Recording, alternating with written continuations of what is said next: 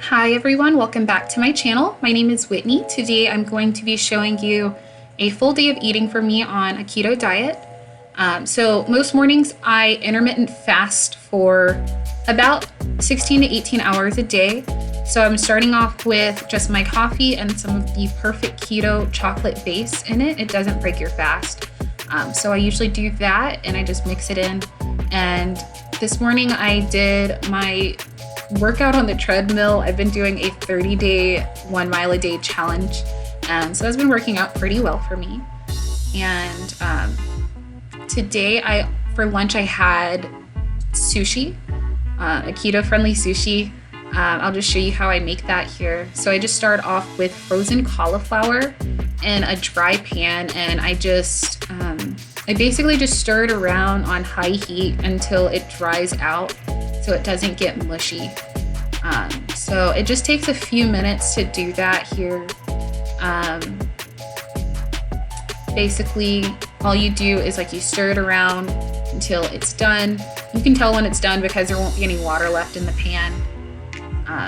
But I'll just kind of fast forward here so I'm not taking too long on this video.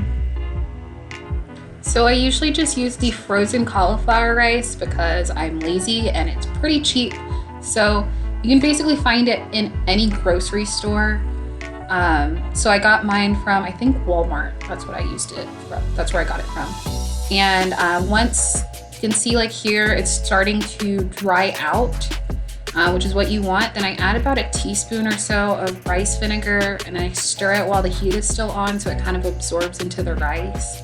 And then I turn the heat off, add a pinch of sweetener. I use monkfruit, and then I added a pinch of pink Himalayan salt to season it. And then I add about a teaspoon or so of cream cheese. That kind of gives you that right texture of sticky rice. So that's what I do. I just mix it in with the heat off because it doesn't really need to be heated up anymore. So I just use the residual heat. And I just make sure that it's all mixed in, and you want to let it cool off before you start rolling up your sushi. So you can also pop it in the freezer for about 5 minutes to cool off. Okay, and here you can see that I have my cauliflower so-called sticky rice.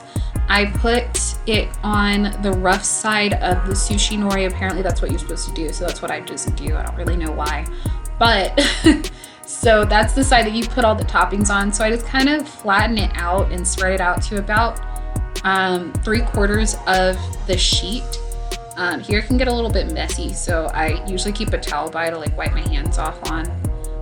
But you just kind of want to press it down so that it's kind of even. It doesn't have to be perfect. It still works out no matter what. But on the side, you can see what toppings that I have. You can use any toppings that you want to use, but I was doing sort of like a California roll. So I used some cream cheese, some cucumbers that I cut up into matchsticks, some smoked salmon, and half an avocado that's just sliced. So here you can see that I can just pile the toppings on pretty much however you want to. I kind of do them into a little bit of a pile in one area. So I just add the cucumbers, then the fish. I use smoked salmon. I just wasn't able to find any sushi grade salmon around me, so that's just what I used. It works pretty well. It's not too salty or anything. And then I add on the avocado. I just have it in some slices here. And like I said, you can just pile it on. It'll work. It doesn't have to be perfect. And then I added, that's maybe half an ounce of cream cheese that I just cut into strips and put on there.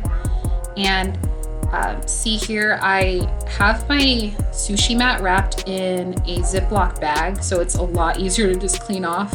And you just kind of roll it up. And one thing that I forgot to do there is I forgot to add water to the end of the Sushi Nori, which makes it stick a lot better. So that you can see there, I'm just adding it on afterwards. It still worked, but it just helps it stick a lot better together. And then you're gonna start cutting it. So my knife, I always keep it clean to make really clean slices on there. So I just have a little bowl of water and a paper towel, and I just slice through it. And you can see that little cross section there. It's all pretty. And so then between each slice, I usually just wipe it off with a little bit of the water and the paper towel. And then I just slice through it in like about 8 slices or so. And you have your own sushi there. So you can slice it any way that you want. Sometimes I'll just slice it into 4 because I'm lazy, once again. But most of the time I just slice it into 8 because it just looks a lot better that way. All right, and that's basically how you make my keto sushi. So like you can see there, like I'm just wiping it in between slices. You really don't have to, but I just like to do that so it looks a lot better in pictures. Because I usually send pictures of my food to my family. They're probably annoyed at this point, but they'll be okay. So that's just how I do it. And next I'm just gonna put them on a plate with a little bit of soy sauce. You can use like coconut aminos or something to dip it in, but I usually just use soy sauce because the carbs are not that bad. You can see that little kind of ugly piece, but I just kind of stick it with that end up and it still looks fine. It tastes the same as everything else. So that's how I do it. And that was my lunch for that day. For today. You can kind of see my dog in the background. And that's it. And there is the finished product. You got your sushi, some soy sauce, and that's some keto sushi. It's very low carb, pretty easy to make. Takes a little bit of time, but not too much. Okay, and here I was just having my green tea with some collagen. Now I know that this collagen doesn't really mix that well with cold green tea. I usually mix it with my coffee, but I didn't have it with my coffee that day or today. So I just mixed it together with my frother thing to see if it would mix better. It didn't really go that well, but I did it anyway. Well, it's kind of gross, but after I took this video, it actually cleared up some, so it's okay. Okay, and here for dinner, what I did was I grilled up some lamb loin chops that I had marinated in some yogurt and za'atar. I think that's how you pronounce it. Yeah, I don't really know how to pronounce it, but that's what I used. And I just used a splatter screen over it so it didn't get my stove all messy.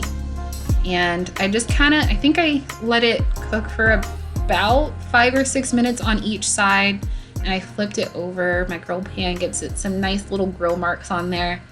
And what I decided to serve it with was a Greek salad, and that was pretty much it for the day. So I usually cook my lamb chops about like medium, so I was looking for around 140 for the temperature. So that's what I was doing there. You could see that I have my meat thermometer there, and I just kept checking it. I don't know if you're supposed to check it that often, but I do. And so yeah, that's what I had for the day. Usually with keto, a really simple thing to do is to just pick a protein and a vegetable, stick with it. That's what I did for dinner that night. I just added a little bit of butter to the top of it, and you can see my salad that I have there. It has some cucumbers, tomatoes, red onion, olives, feta cheese, of course, and some Greek salad dressing from Primal Kitchen, and that was my dinner. Well, thank you so much for watching my video today. I hope you enjoyed it. If you did, please feel free to comment, like, share, subscribe, and have a great rest of your day. Bye.